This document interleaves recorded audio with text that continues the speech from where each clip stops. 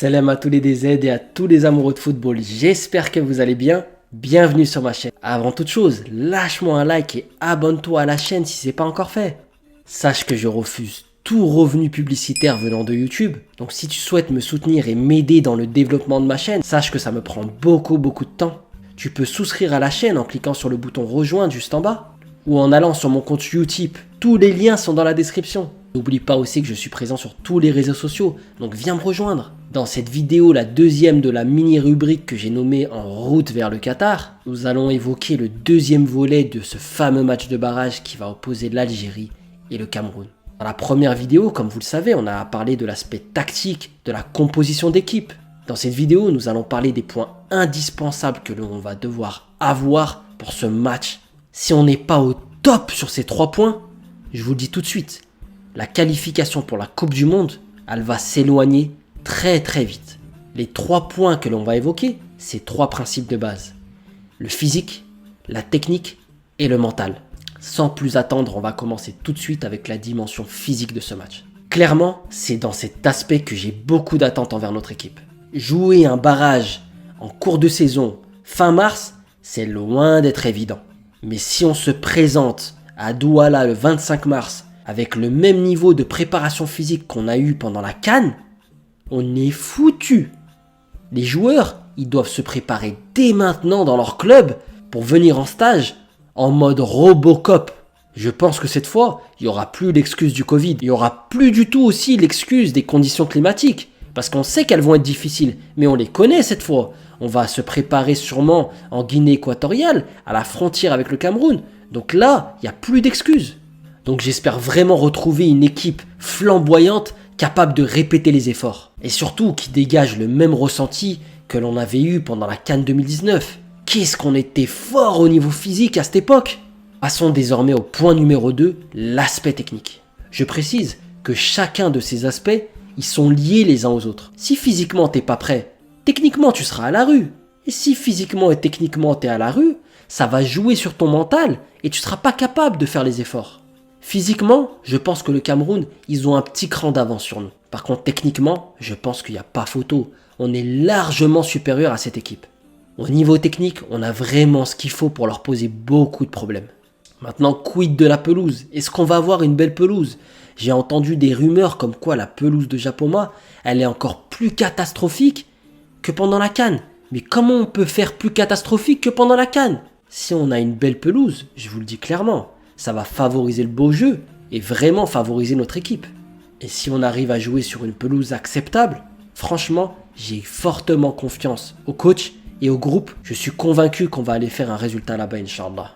Par contre, si on a le droit à des conditions délicates, je compte sur Belmadi pour adapter un jeu beaucoup plus défensif. Faudra mettre le verrou, faudra clairement laisser le jeu, le ballon aux Camerounais. C'est à eux de venir se casser les dents sur nous. Nous, il faut qu'on joue défensif et qu'on contre.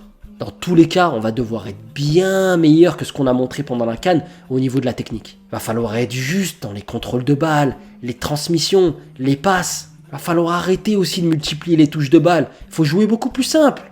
C'est pour ça que pour ma part, je serais d'avis de mettre un milieu de terrain beaucoup plus travailleur que technique. Des bons joueurs, on sait qu'on en a. Il faut mettre des profils à la Benasser, Ben Debka, Zerouki, il est technique, mais c'est un travailleur aussi. Zorgan aussi.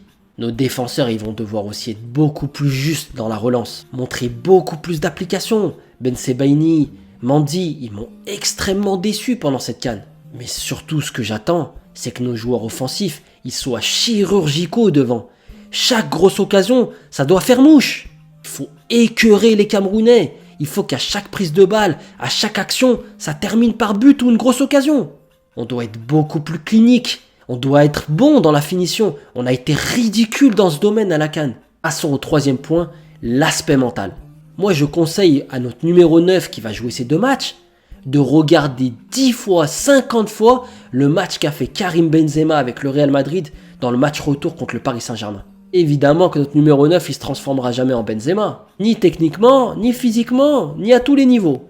Mais dans l'attitude, tu es capable de le copier. Il faut que tu fasses exactement le match qu'il a fait. Vous avez vu comment il était impliqué? Il était à fond dedans, il faisait le pressing, il était à fond. À chaque fois, il remobilisait ses coéquipiers. Il allait toujours vers l'avant. Il savait qu'il pouvait y arriver. Il savait que son équipe pouvait rattraper le retard.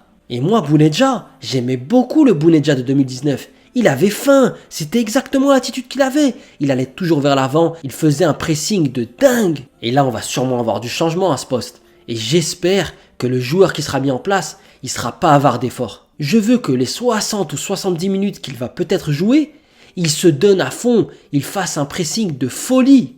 Mais l'aspect où j'attends vraiment cette équipe, et je serai très attentif à ça, c'est le contrôle de nos émotions. On a été inacceptable dans ce domaine.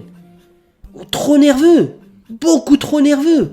Il faut qu'on soit calme, serein, qu'on ait une grande maîtrise de nos nerfs. Arrêtons de perdre de l'énergie avec les arbitres. Arrêtons de se plaindre à tout bout de champ. Et surtout, arrêtons de râler sur nos coéquipiers. Ça va pas aider. J'aimerais que Djamel Belmadi, il arrête de faire le fou au bord du terrain. Oh, montre l'exemple, montre que tu es à la hauteur de l'événement, sois serein, sois calme. T'as préparé tes joueurs, tu leur as fait le discours. C'est bon maintenant. Montre-leur qu'il faut rester calme dans des moments de grande tension. De toute façon, dans un événement pareil, c'est clair. Si physiquement tu es au point, si techniquement tu es juste, ce qui restera à la fin, c'est la volonté d'écraser l'adversaire et d'être meilleur que lui du point de vue mental. Si les deux équipes, elles sont égales dans les deux premiers domaines, vous croyez que c'est quoi qui va faire la différence? C'est celui qui a la plus grande volonté, celui qui en veut le plus, qui repartira avec la victoire. Je veux revoir les mêmes lions qu'on avait vus en 2019, que ceux qui se sentent pas capables d'apporter ces ingrédients-là, restez sur le banc. On veut 11 guerriers sur le terrain, mais faut pas oublier les remplaçants. Oh, il y a 5 remplaçants, c'est quasiment la moitié de l'équipe. En 2019, chaque remplaçant, il apportait quelque chose. Mais à la dernière CAN, ça n'a pas été le cas. À part Ben Debka qui a fait une belle rentrée, mais sinon tous les autres c'était catastrophique.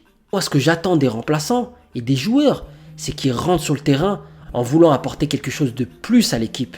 Pas de jouer les sauveurs. Il faut qu'ils aient tous conscience de l'enjeu. Là on parle d'une place en Coupe du Monde, ça se joue tous les 4 ans. Il n'y a pas la place pour des comportements individualistes. De toute façon, c'est le meilleur des deux collectifs qui ira au Qatar. Donc voilà les frérots. Une bonne tactique, une bonne composition de Djamel Belmadi, au top physiquement, techniquement juste, et un mental de guerrier tout en ayant le contrôle de nos émotions, croyez-moi, si on met tous ces ingrédients, on peut déjà se donner rendez-vous au Qatar, Inch'Allah, en fin d'année. J'espère que tu as aimé cette vidéo, lâche-moi un petit like et abonne-toi à la chaîne pour suivre mes prochaines sorties. En attendant les frérots, prenez soin de vous et à très bientôt, Inch'Allah.